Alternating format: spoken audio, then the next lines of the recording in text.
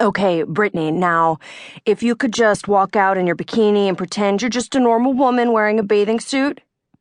I am a normal woman wearing a bathing suit, I said. Right.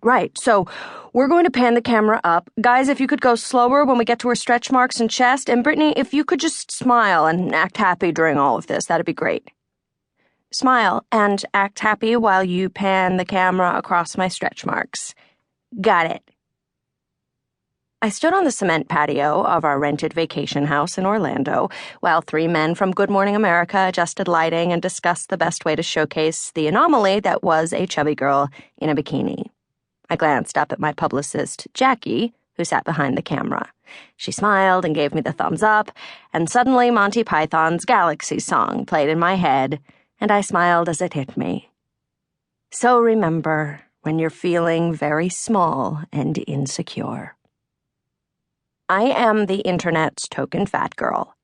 If the internet is still a thing when I'm old and die, all this might be included in my obituary.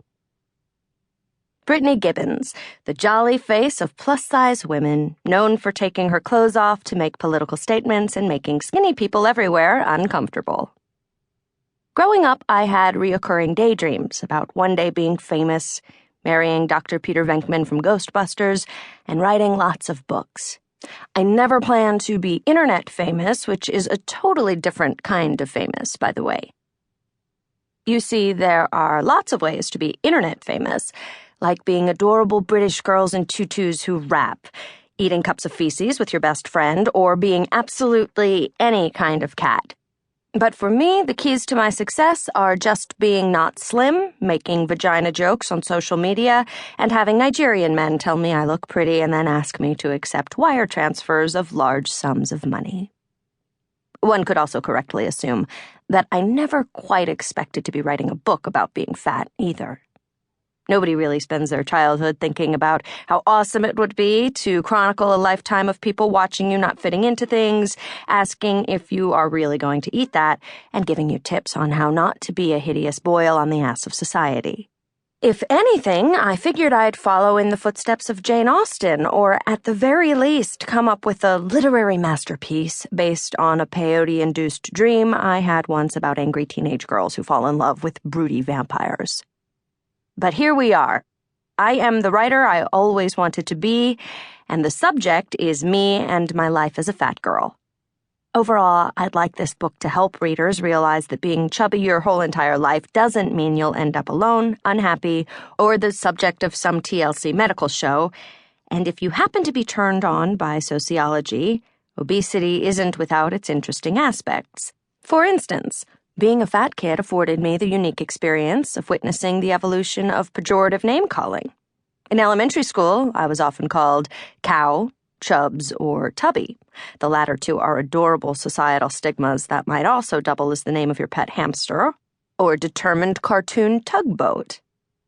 High school labeled me as fat ass or fat whore. Honestly, I think teen boys just like to mix together all the vulgar insults they know because they're insecure about things like ball hair or their legitimacy as white rappers. Classic projection. In college, I was what was often considered a buffer or cock blocker, which is the technical term for the large physical barrier I often provided between my super cute friends and the sleazy douchebags at the bar. It was primarily hurled around 3 a.m. as I escorted my barefoot roommates back to our dorm. And then finally, I reached adulthood, the period of maturity when I assumed most forms of teasing and bullying had been outgrown until I discovered the comments section of absolutely any news site or social network. "What's that, chubby adult woman? You feel pretty today? Really? That's weird because you look like type 2 diabetes and rising healthcare costs." Which is just a fancy adult way of saying I'm fat.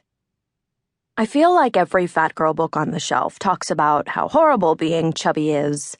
Then somewhere along the line, the author breaks up with gluten, buries her demons, and becomes one with the happy skinny girl who'd been inside her all along.